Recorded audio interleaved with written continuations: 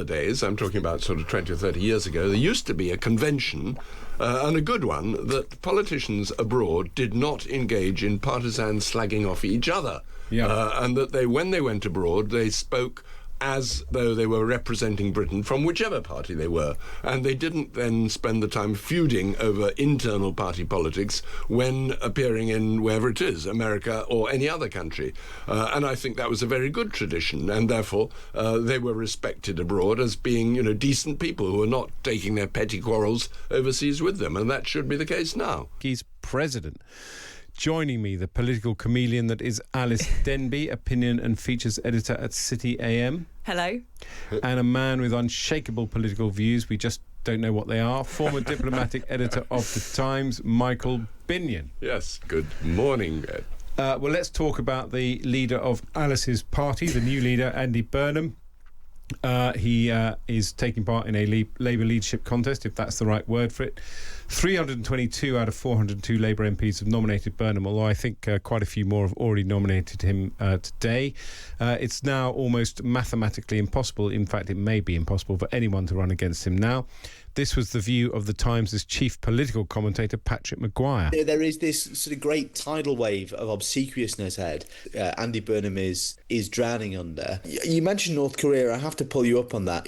In North Korea, they do go through the motions of putting up regime-sponsored alternative parties. There's a social democratic party, there's parties for minority groups. It's all a sham, of course, but the Labour Party hasn't even done that this time.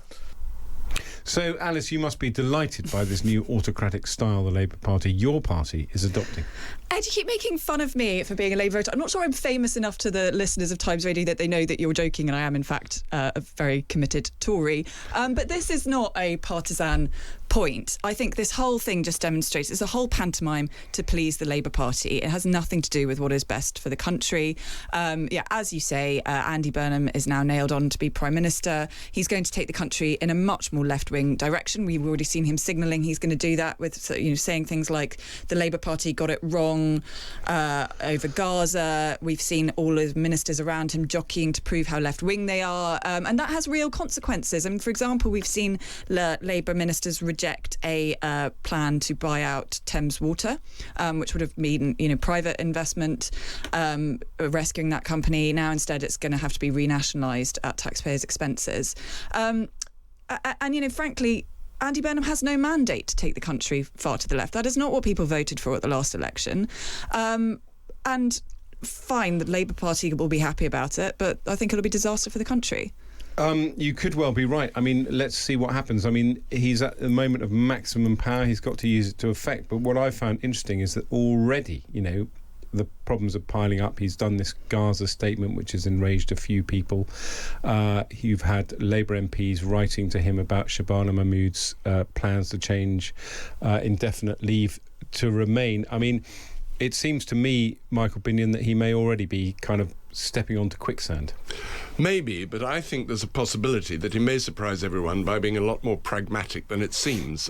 Obviously this left-wing posturing is important in order to gather all the faithful around him and get the coronation, beautifully smooth and whatever.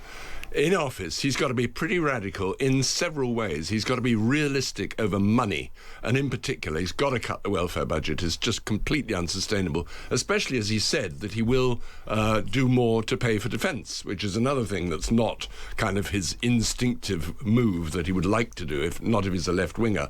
But I think he may actually try to show that he's got some sort of charisma. We haven't really seen it, but in Manchester they seem to think he had some charisma, and he did get the place running, and he got it running with private enterprise as well. So he may be more radical and less sort of instinctively left-wing than everyone is predicting. I'm not convinced he's going to be pragmatic. We saw this week he wrote a very long email to his MPs about how he planned to govern them, that he was essentially not going to have a whipping system, that the whip's office was going to be a kind of HR department, that legislation was not going to be presented to these MPs as a fait accompli, so everybody can have a say, and it was all going to be kumbaya. That doesn't sound very pragmatic to me. That's not how you get through a programme of radical change. It's to get everyone around you, first of all. It's going to be we're all together, not whipping, we're all, willingly going to vote the right way and all that sort of thing.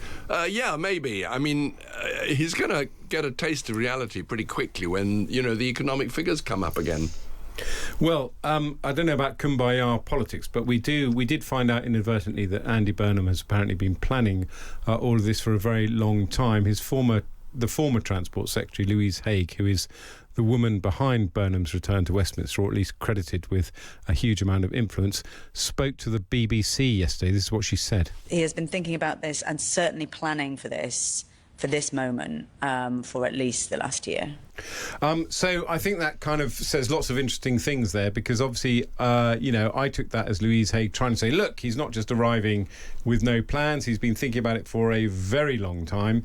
But of course, she then inadvertently let slip he's been planning this for a year, which sent a lot of the Starmerites, if there are such people, into a backlash saying, well, there you go. They're relying on our goodwill. We've stood aside to allow the Labour Party to follow through its wishes, and we found out it's all been a plot for about a year. Don't expect us to be so cooperative. So Louise Haigh has inadvertently, Alice, put her foot in it. Well, I think if Labour MPs are surprised by this, they haven't been paying attention. I mean, Andy Burnham very explicitly kind of went for the leadership before the last Labour conference and then bottled it at the last minute. So I don't think that should come as a huge shock to them. The other thing that's sort of, I think, an interesting wrinkle of this drama is what's happened to Wes Streeting, because he was gunning for the leadership basically since Keir Starmer got elected, and he seems to have fluffed it. And now, is he even going to get a cabinet job? He clearly never had the numbers. Where's Wally? Where's Wally? Yes, he didn't have the numbers, that's the point. I mean, he also represents the sort of Blairite strand within the party. I mean, he's to the right of the party.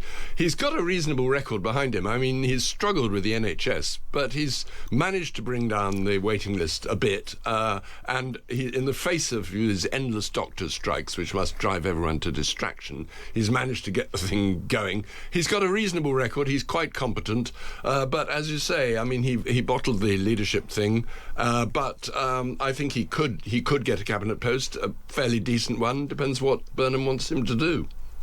I mean, I don't think on the doctor strike point, I mean, he paid them a huge amount of money when he first came in and it didn't prevent the strike. Buy them off. I guess the point I'm trying to make is that, Louise Haigh's remarks, again, I mentioned Andy Burnham's apology on Gaza, the Labour MPs writing to Shabana Mahmood.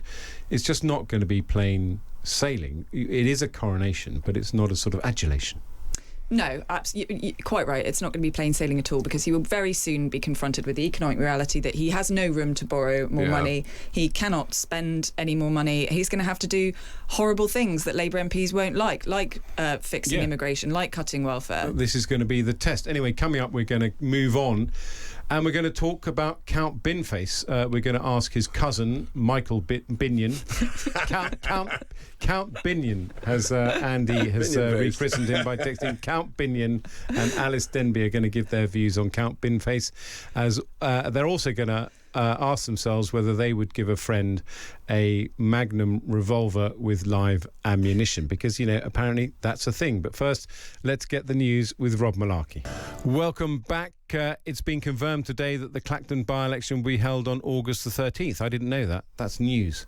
In the absence of any of the major parties standing against Nigel Farage, attention has instead focused on the novelty candidate, Count Binface, the alter ego of the comedian John Harvey, who you will sometimes hear presenting a show on the deep state, Times Radio. Count Binyon, you're a cousin of Count Binface. I am, yes. Are you going to go yes. and campaign for him? Yes, well, I think you should go with a bin over your head as well. I'm seriously tempted. Count Binface, it's wonderful. I like his French name, Tête de Poubelle, Comte Tête de Poubelle. The French are pretty tickled by this, as is almost every foreign observer, and particularly when they see the lineup at these various elections, and there's a person with a dustbin over his head and somebody else dressed with this kind of battle axe or as a fox, or they must think, what are the British up to? Yeah, I mean, it's a joke, and it's a joke that actually may turn rather sour for poor Farage, because I think quite a lot of people are pretty annoyed about this stunt of standing in Clapham, and to show their annoyance, they get a vote. Clapham. Sorry. I know it's posh boy summer. I know, posh people live in Clacton, sorry, yes. Well, whenever anyway, it recover is... your strain of thinking? I will, and the answer is that he's going to get quite a lot of voters who are going to say, stick it to you, Farage, and vote for Count Binface. Now, I think this is very interesting because one of the things I kind of revel in terms of British politics is there is something gloriously absurd. And the newspapers have been trotting out the photos, Boris standing next to Count Binface, Theresa May standing next to Count Binface. I mean, it's kind of this glorious irreverence for politics that the British have, which is a good thing. The interesting thing is that because Count Binface has emerged as the primary challenger to Nigel Farage, Reform are now treating him like a legitimate candidate. So there are all these tweets saying, he's a posh boy, he presents for Times Radio, he he's been rude about Farage, he's pro the EU. They're treating him as though he's the deep state, as it were, which Nadeem Zahawi absurdly goes on about, has somehow grabbed Count Binface as their unity candidate to take down the champion of the people, Nigel Farage. Is this a tactic that's going to work, Alice? Yeah, I mean, obviously it's absurd to try and scrutinise Binface like he's a real candidate. It's ridiculous. But look, you say it's a sort of glorious of British irreverence, and the pictures on election night are kind of funny. But this is a joke that's going to wear extremely thin over however long a by-election campaign is going to be. And I also think, how sad must his life be that he's been doing this same lame bit for 7 years? I also read that he's got a 5-month-old baby at home, and yet he's going to go and ponce around in Clacton for weeks with a bin on his head. I think it's really sad. And I think it's no surprise that it turns out that he writes jokes for Have I Got News For You, because I think that's the level of his humour. Oh, it's funny. The jokes are quite funny. I don't think it's the least funny show on TV. I tell you what, I stood in a school election in about sort of 2004 as a novelty candidate for a Boris Johnson party. That shows you how long ago it was. That is the level of humour. It is school child stuff, and it's going to get extremely dull. Take all the fun out of politics. I wasn't expecting that. No, isn't that rather serious, sort of grown-up politics? I just don't think he's funny. Well, he's not particularly funny. Count Binface is a sado, a man with no life, the tears no behind purpose. the bin. Yeah. I mean, the tears of a bin. Yeah, that's right. Empty vessel, one might say, perhaps. Yes. Not if you're in Birmingham. Yeah. There's an obscure political joke there. Yeah. But just let's be serious about this for a moment, because what are the risks to Farage on this? Because the point of the by-election stunt was that the main parties would stand against Farage. They would be trounced by Farage. Farage would have 6 weeks on a platform saying, look at this, the establishment, they're out to get me. He can't do that now. And he is at risk, isn't he, Michael, of being laughed at? He is indeed. In fact, he's being laughed at already. And I think a lot of people have said it's an absolutely absurd stunt because it's going to backfire. And first of all, if he is re-elected, then the parliamentary scrutiny will resume. And if they find that he's misappropriated money or has taken the money without declaring it as he should, then he will possibly be suspended, and then there will be another by-election all over again. And his logic was, well, let's have the by-election now. Well, what's the point of having it now if you've got to have another one afterwards? Because it seems fairly clear that there may be there certainly will be an investigation which may or may not find that he's acted wrongly. And I think the people of Clacton are pretty fed up with that. And also, I think a lot of people in Clacton are saying, well, he's never here. He's always all over the place, but he's never here as a constituency MP. I mean, I've heard that said by various people. Never hear Nigel. Yeah, never hear Nigel, yes. I think he's running a great risk. And, of course, what that will mean is that it would be humiliating if a lot of voters actually vote for the loony candidate. If they vote for a joke. That would simply make people think, well, if he can't beat a person who's clearly just a nutter, what is the point? I think he clearly thought he was playing some sort of ingenious game of 4D chess by calling this by-election, and I think he did not anticipate that the other parties wouldn't stand candidates against him. And I think you're right. I think it's backfired, and I think he's going to end up looking very foolish. He already sounds ridiculous when he says, I'm still going to have a debate about the deep state and the establishment. So, but you're debating yourself. You're debating a bin. I mean, Rachel Reeves did her first ever funny tweet. I know. I mean, it is interesting. We got 5 more weeks of this. Now, Rupert Lowe, let's talk about him because he's the leader of Restore Britain, who in theory are outflanking Reform on the right. It's a small party, but it's got this outsized reputation in America. He's always amplified by Elon Musk, and he appeared on the Joe Rogan podcast, which is a huge podcast in America. It's something like 100 million listeners. And he said this. As you probably know, they banned handguns. The 90s, right? In the late 90s, because there was a murder up in Dunblane. One murder. So everybody, my father used to shoot pistols for Oxford University, and he's dead now, bless him, but he had, all his pistols were taken away. Well, it wasn't one murder, Rupert Lowe. It was 16 children gunned down, and their teacher was also killed. It was a 1996 mass shooting at Dunblane Primary School. I've occasionally been indulgent towards Rupert Lowe.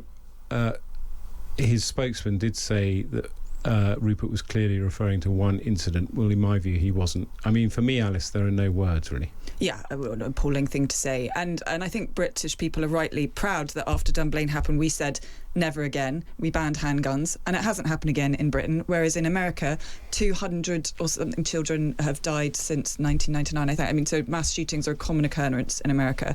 I think this is a bizarre American talking point to hear from a British politician. I don't think British people have any interest in handguns. He was also spouting other sort of weird MAGA talking points about ivermectin being a cure for COVID and how he didn't get the vaccine.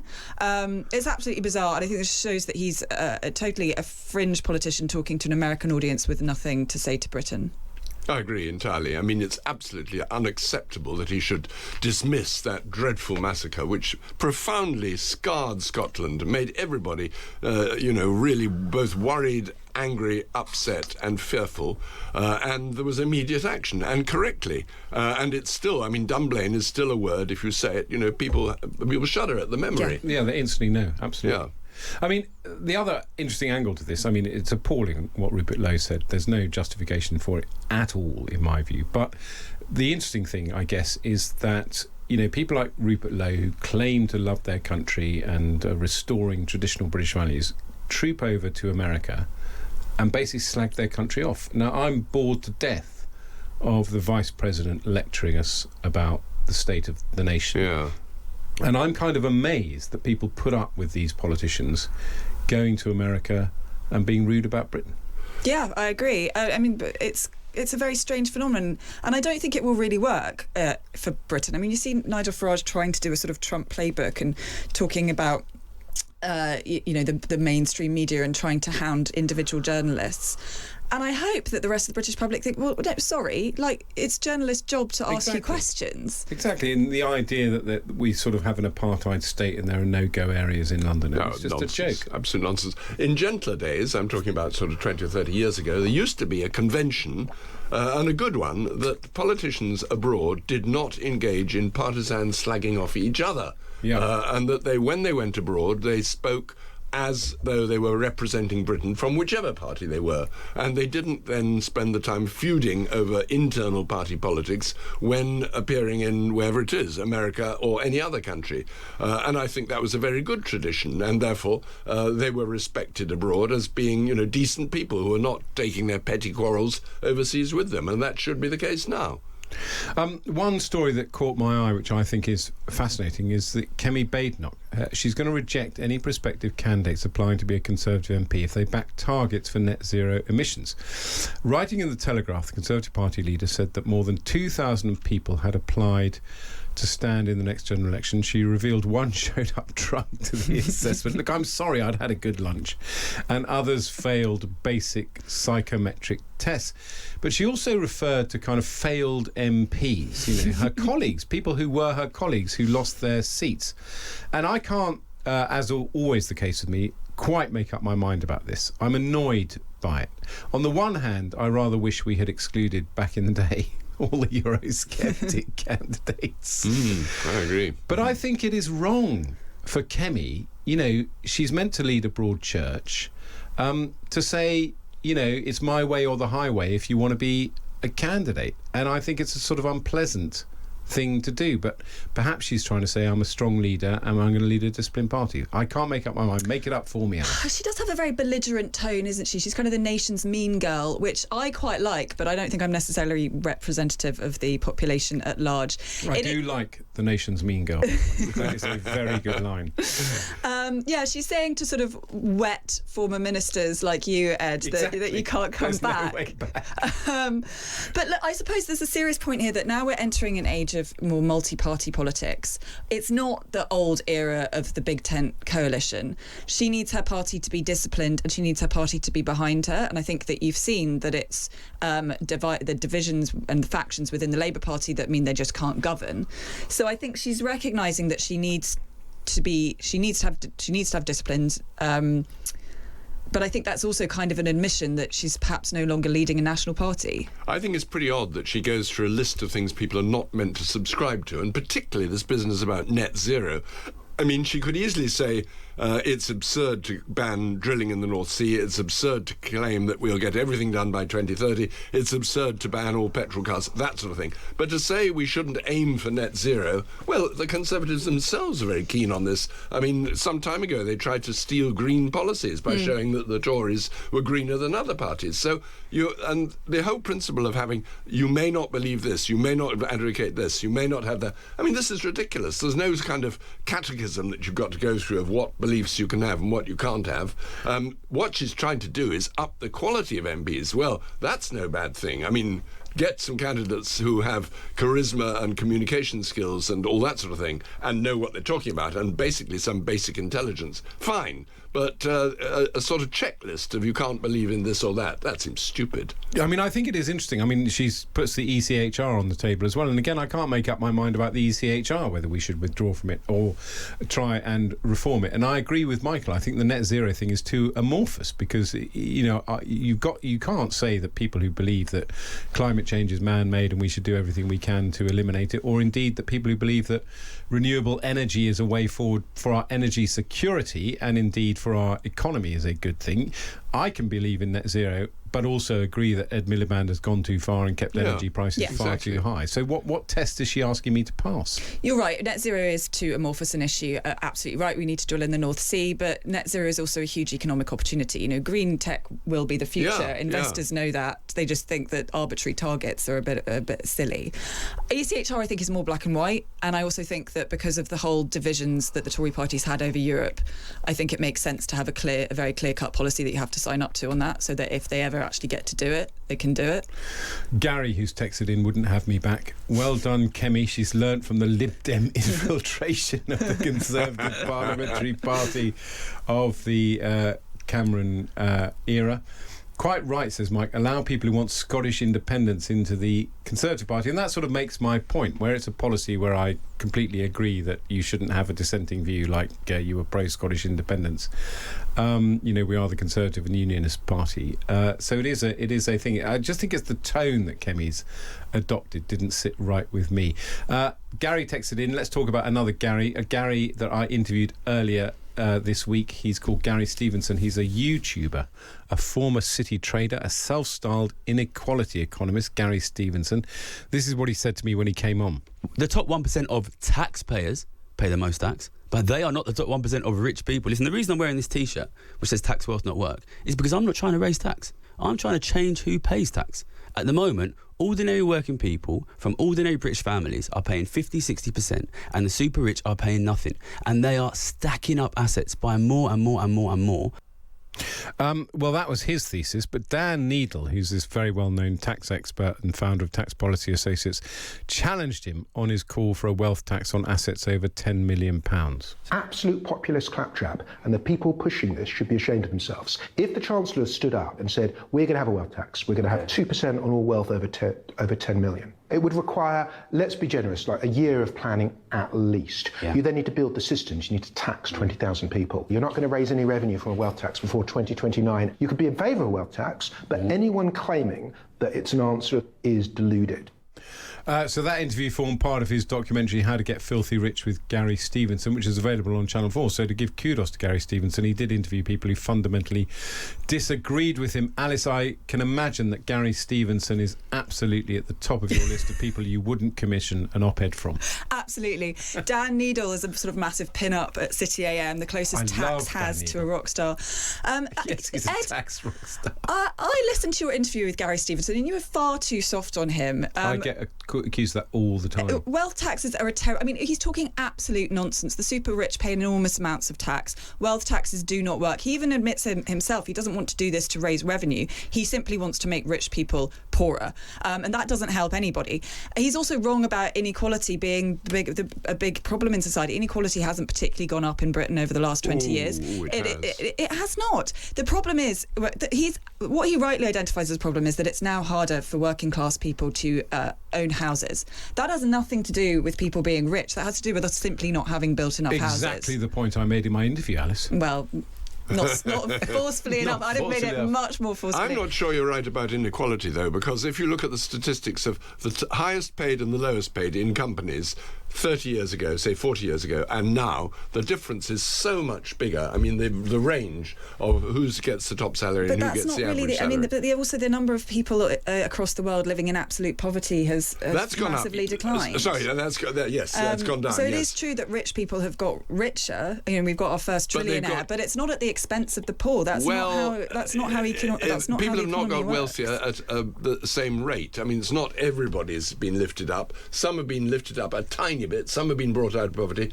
Certainly, that's a very good thing. But some have just zoomed ahead with no particular obvious reason. It's just they've exploited the system to benefit themselves. Okay, enterprise, that's what it's all about, make your money and benefit society. But I do sometimes think that what's paid to top directors at top companies is completely out of proportion with what is actually necessary. But it's a market. It's what's determined by supply and demand. The problem is, as I say, he's absolutely right. It's too hard to buy a house, and the problem is we haven't had economic growth. The economy's been completely stagnant, so therefore living standards haven't improved. But it's completely wrong and a populist solution to say that therefore you need to take money away from the wealthy. Well, I think you've got a point there, Alice. But I'm trying to think of a good segue to a Magnum and live ammunition. I'm not talking about the ice cream. I'm talking about the gift that the Turkish president gave to all the people who attended the NATO summit. And again, in a sort of beautiful British fashion, the Prime Minister couldn't accept his gift because it would have been illegal to bring it back to the UK, although it's going to come back if it's decommissioned. I mean, it's a very autocrat's gift, isn't it? I mean, it's kind of brutal. It's quite a strong man move, isn't it? It's like ridiculous. It's also fun to think which world leaders you think would keep the gun or use the gun. Well, Trump for a start. You'd want several of them. I reckon Meloni. I reckon she's probably slipped the gun into her back pocket. Look, diplomatic gifts are quite a fun thing. I remember a time when Gordon Brown gave Obama a beautiful pen holder that was made of timber from an anti-slave ship, and Obama gave him a box of DVDs. I know, isn't it appalling? That was just so I remember Jack Straw gave a box set of Yes Minister to President Karzai in Afghanistan. I was there at the time, and he was absolutely delighted, and he said, it's exactly like that, even here. That's so brilliant. But the other one that was when somebody gave racehorses to everyone, they gave John Major a racehorse. Wow. Racehorses cross my mind. Yes, and the problem is that one country, I think Sweden, they said it's absolutely unacceptable because of contamination and disease, and the racehorse was slaughtered on arrival. No. Awful. Because I think the Queen used to get racehorses given to her by various wealthy sheikhs as well. But he has upped the game. Anyway, it's in some ways it's a posh gift, isn't it? And as you know, this is the poshest show on radio. The Franco-British tennis player Arthur Ferry has been gaining positive attention for being posh, and a chap called Ivo Dellingpole wrote a very entertaining column on the Spectator's website today saying that Arthur Ferry's success welcomes in a posh boy summer. Not since the high point of Hugh Grant and 4 weddings has it been so acceptable to be posh. Royal Ascot is now back on everybody's agenda, and one person who's completely overexcited, thrilled, thinks it's coming home is Alys Denby. I'm absolutely pumped for Posh Boy Summer.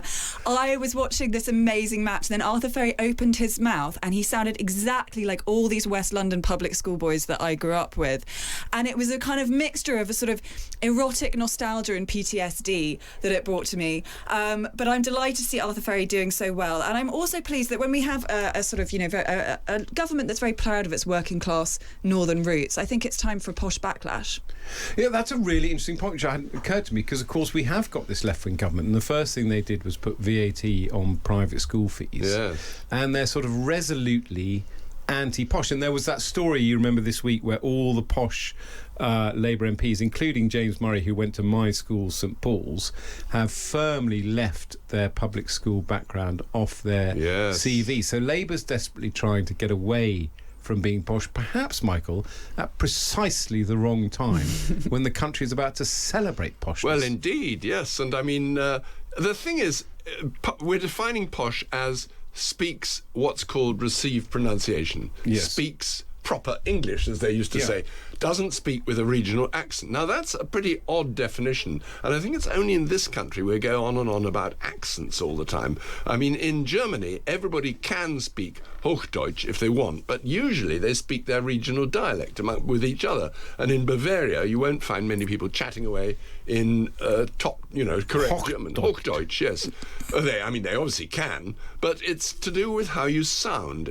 With that comes a whole set of attitudes. You must be a Tory, you must be, therefore, of a certain kind of class standing, and all this kind of stuff. Well, the country, luckily, has sort of got beyond that. But the problem is, once you start harping on it in a chippy way, then you get a reaction. If you say, but we're all working class and we don't want any of this sort of posh stuff, well, people say, well, actually, I'm from a professional class, and so does it matter?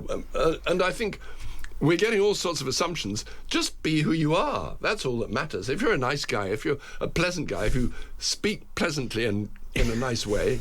So mind your P's and Q's. Well, exactly. That's what they used to teach you. Having an RP accent is no disadvantage at Times Radio, but in other parts of the broadcast media, you will get further ahead with a regional accent. Oh, definitely. BBC. Not here, though. BBC. I mean, but it's true, isn't it, Alice? It's the perennial issue. We're obsessed by class, despite having a posh royal family. Yes, we are a very class-band society, obsessed with the tiny gradations. Are you upper middle? Are you middle? Yeah. I think it's part of the fun of what makes you British. Absolutely. Well, Alys Denby and posho Michael Binyon, actually, you're both incredibly posh. Thank you for coming on. I, for one, am supremely looking forward to the Posh Boy summer. This is Ed Vaizey on Times Radio.